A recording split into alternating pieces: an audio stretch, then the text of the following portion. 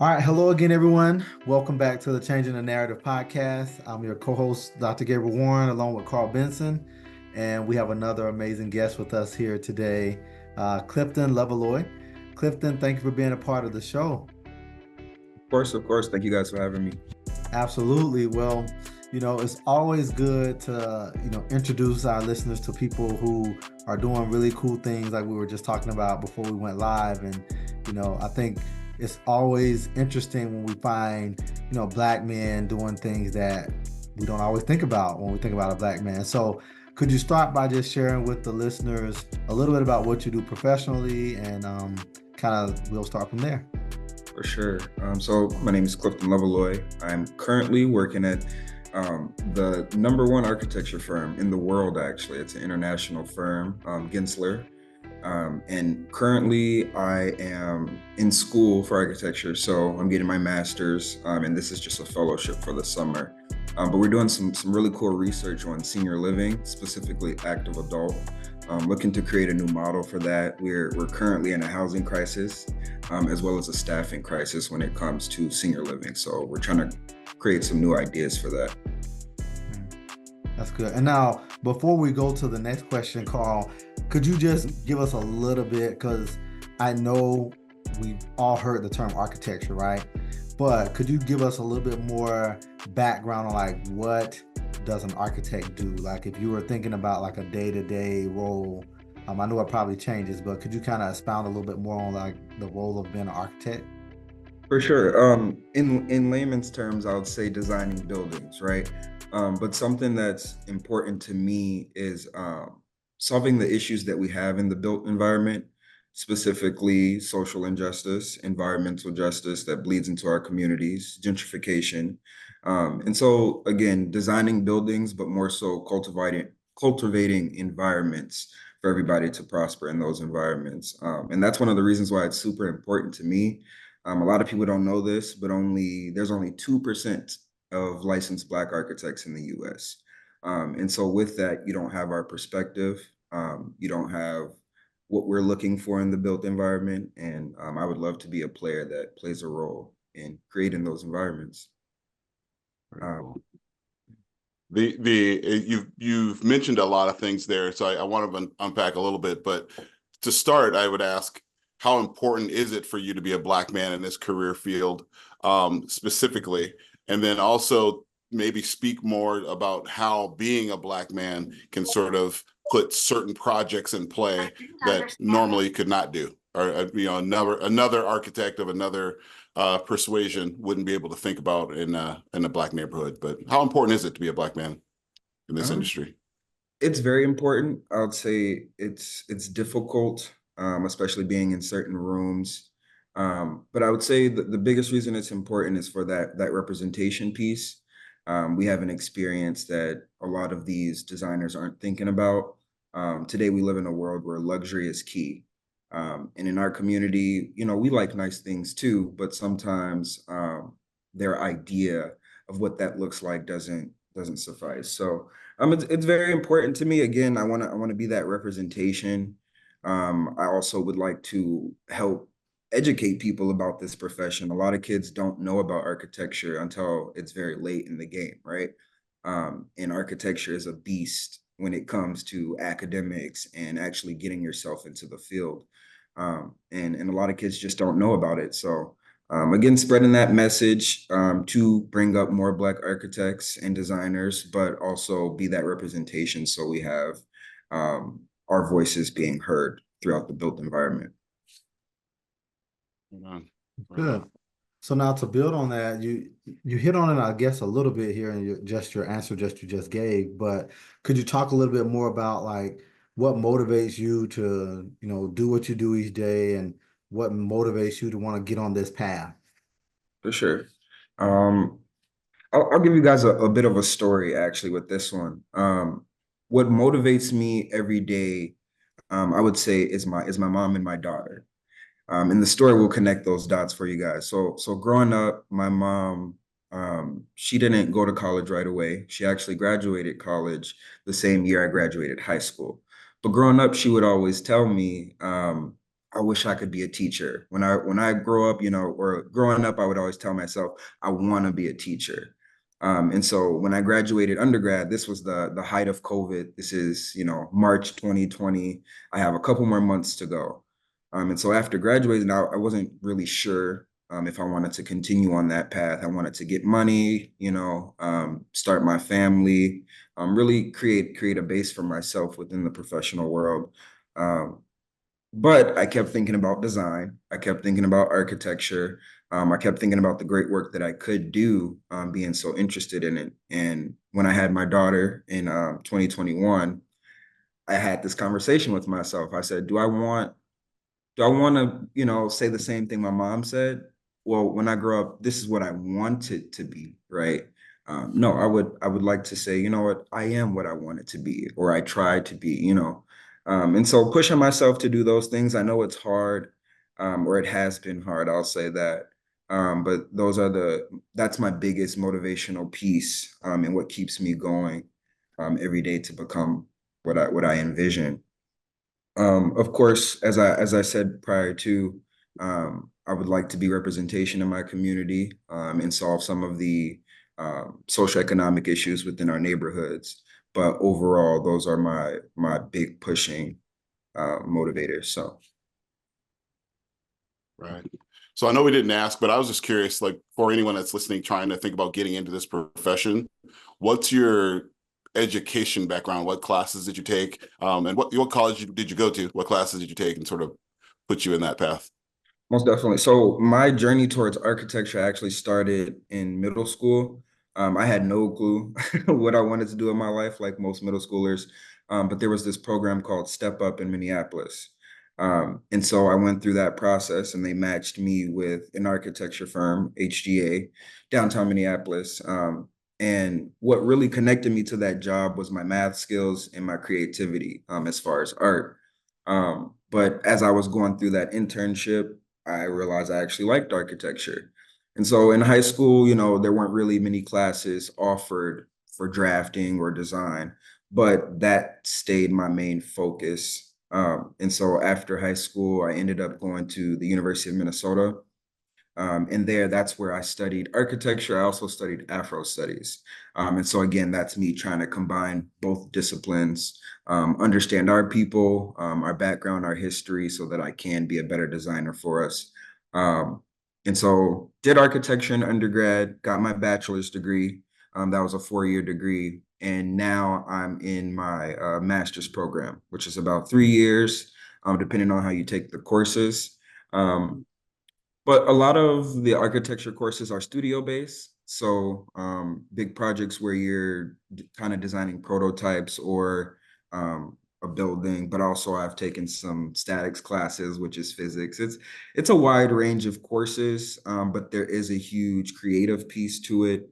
A lot of people get caught up in, oh, it's a lot of math, but I would say not as much as people think. There is a bit of math, but we also have architectural engineers, which I am not trying to become. So I was nervous about the math and science. Those are my two worst subjects. So I might be a little too late for me anyway. But so switching gears a little bit, in what ways, I guess, do you see the Black masculinity in the media? So we're talking about just what you perceive and see in media. In what ways do the portrayals of Black masculinity in media contribute to the misconception of what Black men are? To be feared or lack control, especially in a disciplined field that you're in? oof, that's a good one, especially connecting. I would say right away, I would say limited roles, specifically when it comes to like television, specifically limited roles. And so we kind of get typecasted and seen as one-dimensional. Um, and so, we're all humans, and we have our flaws, but those flaws within the Black community often get highlighted, and specifically through our television. So I would say it's definitely what we're digesting. Those things are also seen as, within our community, they can be seen as the perfect man, right? And so if you don't hold those traits, then you're not the perfect Black man. But Um, yeah, that would be the biggest one I would say within the media is seeing us as one-dimensional rather than human beings who have different experiences and um, are also human. Right. Thank you. Yeah, that's good. So now, if you had to write out your life's mission statement, and I know that, you know, you're still on that path of, aspiring to become that architect, but thinking about it from the perspective where you are now, if you had to write out your life's mission statement, what would it be? Mm. If I had to write it out, and I would say on like a professional note, I would say my mission statement would be to become a multi-dimensional problem solver, specifically using design to solve socioeconomic disparities and environmental justice, injustice, I would say. Um, and the reason why I bring that one up specifically is because often the misconception is that an architect is one who just designs buildings, right? You have a hospital, you design a hospital. You have a school, you design a school. But there are so many nuances with that that influence our community and how we navigate a space. And so I would like to really bridge those ideas and, Right. really be able to build a built environment that we can prosper in. So Very cool. real quick, so before you move on to the next question, could you give us a little bit of an example? I don't mean to put you on the spot, but like, could you Like give us an example of like what kind of nuances would need to be considered when someone's building, like, say, for instance, a school? for sure. I won't do a school, but I'll give you this one to give you a little bit of context. So in Minneapolis, we actually have a huge Somali population. And today we're moving towards this trend of high luxury multifamily complexes, right? With huge curtain walls, glass curtain walls, which doesn't allow for that much privacy. Now, if you know a little bit about, the Islamic faith and how women move within a household, privacy is very important. And so if you aren't designing to accommodate those, that privacy, then there's this openness and they don't feel safe to undress, right, when they're in their home. And so that's one factor. Another factor to kind of bridge history as well as how you would design for a Black community is in the 1960s, a lot of people don't realize this, and Black people still do it today. Black people don't go through the front doors of their homes. A lot of us use the back door or the side door, right? And we don't think about why that is, right? But someone like me who is interested in that history, but also thinking about architecture and the built environment, I want to create entranceways that celebrate a Black home, right? But also provide them with this sense of security. And so those are the kind of nuances that I think a Black designer can bring to the architecture field. There's a ton of them that I could speak about. For another quick example, Detroit. When I speak about environmental justice, right, we talk about the landfills that are in their neighborhoods that nobody really pays attention to, that the neighborhood just continues to dump in. We talk about water, and what kind of buildings and manufacturing buildings specifically are in these neighborhoods continuing to degrade their lands. So again, just trying to bridge those things together. These are things that a lot of white architects may not be thinking about. And so once my voice is at the table, I think we can start to address some of those. Wow, that's awesome, man. Thanks.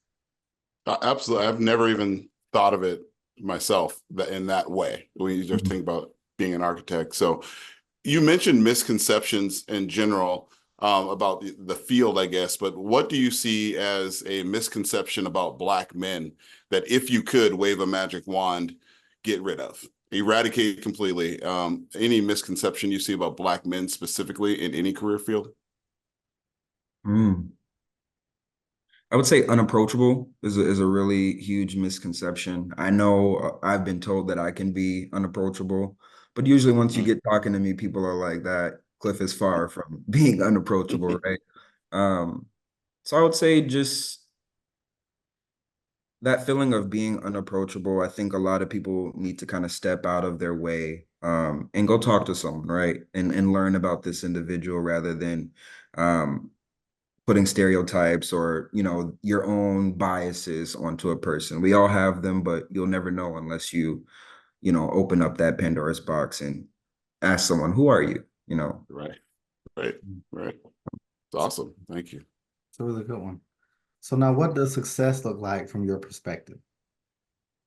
Oh, I love this one. Success to me is happiness.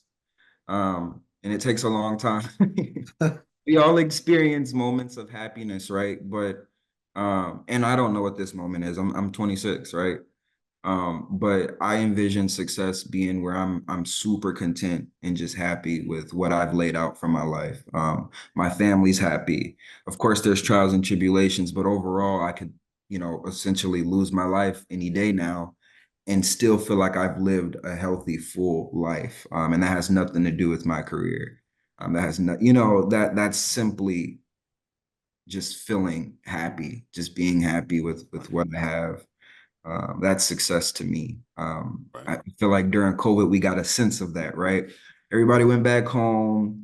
Certain things stopped really mattering. It was all about family, right? And so to me, as long as I'm happy and my family is healthy, that's success. I'm successful. Uh, I, Right. I used to tell people all the time too, coming out of college, um, I'm the first man to graduate in my family and make it as far as I have. And so if I was to really look back on it and say, well, what was I dreaming about 10 years ago? I have those things. That's the truth. And I would be wrong to say I'm not pushing for more because I am. But at the end of the day, I completed a set of goals that I set for myself, and it's something that's unprecedented within my family. And so to me, that brings me joy. Um, so Hmm. yeah, Very cool. Awesome. Congratulations. thank Absolutely. Absolutely. So tell us a little bit about, and I know you do a number of different things. Tell us what you do in the community. How do you give back to community, your community or community of Black folks, whatever that looks like for community? Most definitely. Well, I'll start off by saying I'm a man of Phi Beta Sigma fraternity, incorporated, as yourself, as you are, Carl. And so I try my best to be a positive light in the community, whether that's on campus, whether that's at a community event. Um, in my personal life, I this summer I've actually taken on an opportunity to participate in a drum corps group, Minnesota Brass. And so with that, I'm a little bit old now to participate, but one of the reasons I joined was they wanted a positive role model, right? That was a little bit older and can shift the culture a bit. Um, in the past, it was about, winning and, the accolades, but we're really trying to bring it back to the educational piece of it, right? And bringing kids up and teaching them about music rather than just being a winner. Um, so yeah, I do a few things. I also participate in local networking architecture communities, just to again be that face and help students who are upcoming in the profession know what to do and what not to do, or what resources they do have. So Very cool. Very cool. Yeah. Oh, that's good. So now, we've talked a little bit about the misconceptions, and you kind of really given us a really good understanding of what it means to be an architect. But I'm curious to know from your perspective, if you had the opportunity to rewrite that narrative of what it means to be a Black man in our culture today, what would you say? Like, how would you phrase it? I think what we should be doing is shifting our perspective um, of what a man has, what a Black man has, to what he's doing and what he's striving for. I feel like oftentimes we forget where a Black man may have come from, or the trials and tribulations that he has gone through, and we go right to, well, what does he have, right? But that doesn't negate the hard work that he's doing. That doesn't take away from who he's trying to become, right? And so I wish that perspective would shift. That goes, towards fatherhood. Again, like I said earlier, we're human. We make mistakes too, within our relationships, within fatherhood. But in recent years, I see plenty of, great Black fathers doing great things and being there for their kids in ways that I've never seen other men do, right? And so really shifting our perspectives from thinking about the mistakes Black men have made or, again, those misconceptions to what have they done to strive, right? What are they continuing to do? What are they pushing for? And celebrating that.